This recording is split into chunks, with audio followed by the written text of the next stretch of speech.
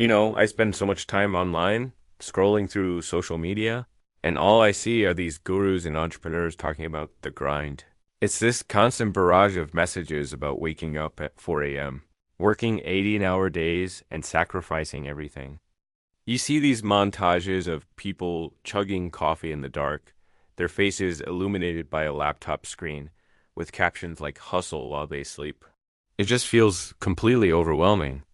It paints this picture that to get ahead, to achieve any meaningful success, you have to completely give up your life, your friends, your family, your hobbies, even your sleep. It's not just intimidating, it's genuinely scary. It makes you feel like if you're not willing to destroy yourself, you're destined to be left behind. That's the story we're always sold, isn't it? It's a very marketable narrative. The idea that success is this monumental, almost impossible peak that only a select few superhumans can ever hope to conquer.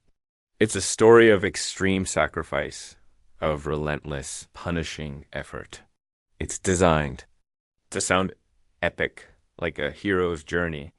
But in reality, it serves a different purpose. It makes the idea of success so daunting that most people don't even bother to start. They look at that mountain and think, I'm not a superhero. I can't do that. And so they accept their place at the bottom without ever taking the first step. It's a narrative that protects the status quo by making the alternative seem unbearable. But isn't it right, though? I mean, just look around you, walk down any street, go into any office. Not everyone is a millionaire. Not everyone is living their dream life. In fact, the vast majority of people are not what you would call super successful. They're just getting by. So the math adds up, doesn't it? If 99% of people aren't at the top, it must be because it's incredibly hard to get there. The evidence seems to be everywhere. It feels like a simple, undeniable fact of life. The math is absolutely correct, but the reason behind it is fundamentally wrong. You're right, only a small fraction of people reach the level of success they dream of. But the conclusion that this is because of 18-hour workdays and superhuman hustle is a complete misinterpretation of the situation. The real reason so few people get ahead has nothing to do with the intensity of their work schedule. Getting ahead of 99% of people is, in principle, actually quite simple. The true barrier, the real reason so few people ever manage to do it, is because it requires one thing that is emotionally very difficult. It means you have to stop coping. Coping. Excuses. Lies? What's that supposed to mean? I'm not lying. To myself, I'm just trying to be realistic about my situation. I have limitations. I have responsibilities. That's not an excuse. That's just the reality of my life. I'm not trying to make things up to feel better. I'm just acknowledging the facts. Let's test that idea of being realistic. What is the number one reason you feel stuck right now? Think about that side business you've been talking about for years, or that new skill. Maybe learning a language or how to code that you keep saying you'll start one day. What's the primary obstacle that you believe is holding you back? Honestly, it's simple. I just don't have the time. And I'm not being dramatic. There's my full-time job, which is demanding and often bleeds into my evenings. I have a family that needs my attention and energy. I have friends I want to maintain relationships with. And on top of all that, there's the basic human need for sleep and maybe a few hours a week for hobbies so I can actually enjoy my life and not feel like a robot. When you add it all up, there are literally not enough hours in the day. It's a zero-sum game and something has to give. My schedule is packed from the moment I wake up to the moment I collapse into bed. That feeling is incredibly common. In fact, it feels true to almost everyone. The I don't have time narrative is perhaps the most popular and widely accepted story we tell ourselves. But let me ask you a hypothetical question.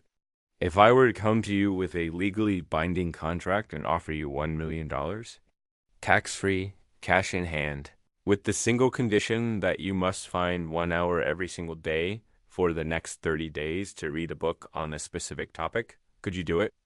$1 million for just an hour of reading a day? Of course, I would. Are you kidding me? I'd do it in a heartbeat. I'd wake up an hour earlier, no question. I'd skip my lunch break and read at my desk. I wouldn't watch any TV in the evening. I'd use that time to read instead. I'd read on the bus. I'd listen to the audiobook while I'm doing chores. For $1 million, finding an hour a day would be easy. Okay. Okay. I think you get the point. You see what just happened? Your reality of having no time completely vanished the second the motivation was strong enough. The obstacle was never a lack of hours in the day. The obstacle was a lack of a compelling reason. It has never been about having time. It has always been about making things a priority. The story you've been telling yourself that you're just too busy is a convenient story. It's a coping mechanism. It's a brilliant self-created shield that protects you from having to face the discomfort of trying something new and, more importantly, the potential pain of failing at it.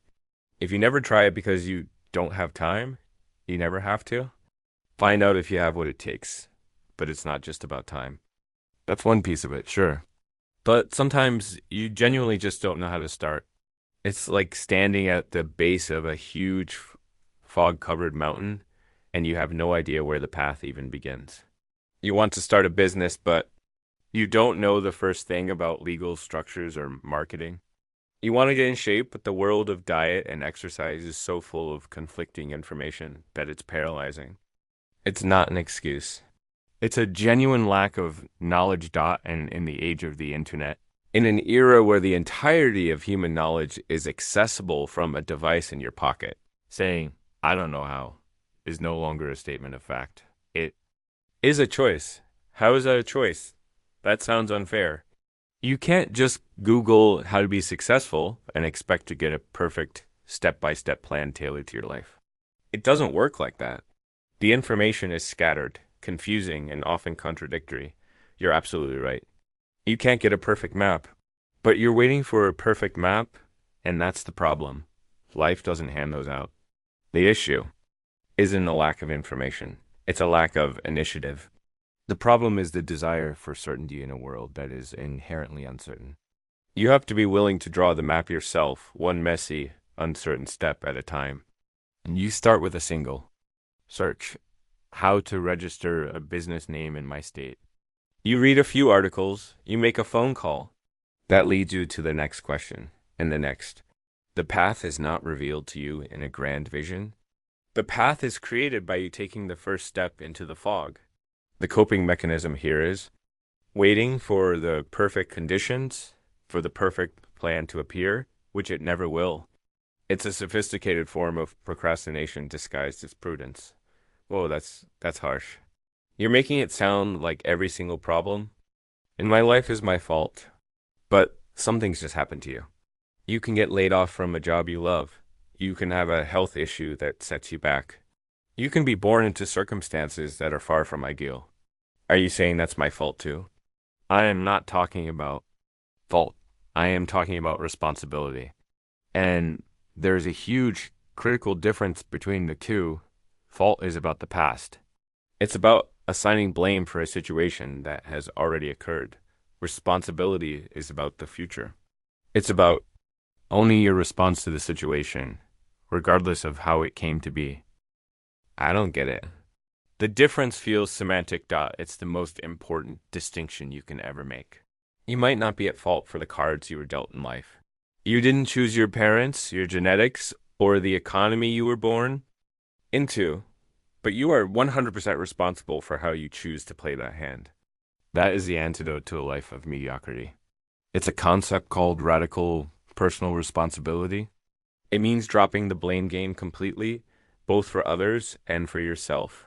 It's the decision to stop being a victim of your circumstances and to start being the architect of your future. Let's imagine a quick scenario at work. 2 employees just had their project proposal rejected by their boss. One says, I can't believe the boss shot down my proposal. After all that work, he just didn't get it. He was talking about how the market conditions aren't right. What a terrible excuse. He's just too risk averse. His company is always holding us back. The other employee says, the proposal was rejected. That's disappointing. I think maybe the way we presented the financial projections wasn't clear enough. It might have looked riskier than it is. I'm going to try redoing that one slide with a clearer graph to make the OI more obvious. And I'll ask him for just 15 minutes of his time tomorrow to walk him through my revised thinking. See the difference? The first person immediately externalized the problem. He blamed the boss, the company, the market. He's coping with the rejection by making it someone else's failure. The second person didn't blame himself. He didn't say, I'm a failure, but he took immediate ownership of the next move. He focused on what he could control, the clarity of his presentation and his approach to the boss. Now, who do you think actually gets ahead in that company over the long term? It's definitely the second guy. He's the one who is actually moving forward, while the other guy is just stuck complaining that. So, when you hear me say that it's easy to get ahead of 99% of people, you understand that I don't mean it's effortless. The concept itself is incredibly simple. Stop making excuses and take ownership of your life. That's it. That's the entire secret. It's not some complex algorithm or a secret handshake. It's a mindset dot, so why is it considered so hard? Why do so few people adopt this mindset? Because our brains are fundamentally wired to seek comfort and avoid pain. It's evolution. We're programmed to conserve energy and stay away from threats. And the discipline required to take ownership is, in the short term, painful. It's emotionally easier and requires less energy to say, I don't have time, than it is to force yourself to wake up an hour earlier when your bed is warm and comfortable. It's easier to say, I don't know how, than to face the frustration and confusion of learning something new. The 99% are stuck not because they are incapable or unintelligent, but because they are consistently, day after day, choosing the easy emotional path. They are coping with their own mediocrity because the alternative requires a level of radical honesty with oneself that can be brutal. It means looking in the mirror and admitting the only thing stopping me is me. And that is a very difficult pill for the ego to swallow. The core of it is a lack of self-reflection. Most people are moving through life on autopilot, reacting to things, but never stopping to consciously ask, why did that happen? What was my role in it? And what can I do differently next time? And it doesn't have to be about making these huge life-altering changes all at once. It's not about suddenly deciding to work 18 hours a day. It's about the small things. It's about choosing to read a book for 15 minutes instead of scrolling through social media. It's about choosing to go for a walk instead of hitting the snooze button. Even if you're just making baby steps, what you're doing is gathering evidence. You're proving to yourself in small increments that you are the kind of person who does what they say they're going to do. That's how you stop waiting for life to happen to you, and you start building the life you want. Stop coping. That's such a simple phrase, but man, that hits hard. It's like a wrecking ball to my entire worldview. It takes away all my go-to reasons for being stuck, my safety nets, but it takes away the cages you've mistaken for safety nets. That excuse you have, I'm too old to start a new career, isn't protecting you from failure. It's caging you in a future of regret.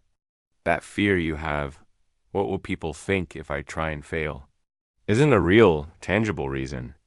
It's a prison you've built for yourself with the bars made of other people's imagined opinions. The moment you realize you hold the key to that cage, everything changes. So, what's the first step, practically? I get the mindset shift. I'm feeling it. But what do I do tomorrow morning when the old habits kick in? You pick one thing, just one, not 10. You don't try to overhaul your entire life overnight. You pick one single thing you've been putting off. Maybe it's putting on your running shoes and just walking for 10 minutes. You don't even have to run. Just put on the shoes and walk out the door. Or maybe it's opening your laptop and writing the first sentence of that difficult email you've been avoiding. Or clearing off that one corner of your desk that's been cluttered for months. That's it. That seems too small. That's it. You do that one small, slightly uncomfortable thing. And in that moment, you prove to yourself that you can. You cast a vote for your new identity. The next day, you do it again. Maybe you walk for 12 minutes, maybe you write 2 sentences. You build evidence, one piece at a time. You are replacing the old, comfortable story of excuses with a new, powerful story of action. That is how you start thinking like the 1%. It's not a sudden transformation. It's a gradual evolution that begins with a single conscious choice thought. So, for everyone listening to this, don't just let this be another video you watch and forget. Don't let this be a momentary hit of inspiration that fades by tomorrow. Instead of scrolling through your recommendations or clicking on the next video, I want you to pause for a second after this ends. And I want you to decide on your one thing, your one small, uncomfortable action. Write it down on a piece of paper. Put it on your bathroom mirror. Tell a friend to hold you accountable. The path to getting ahead of 99% of people isn't a giant, terrifying leap across a chasm. It's a series of small, consistent, and deliberate steps that begin the very moment you decide to stop coping. Stop making excuses and start doing. The choice is yours. It's your move.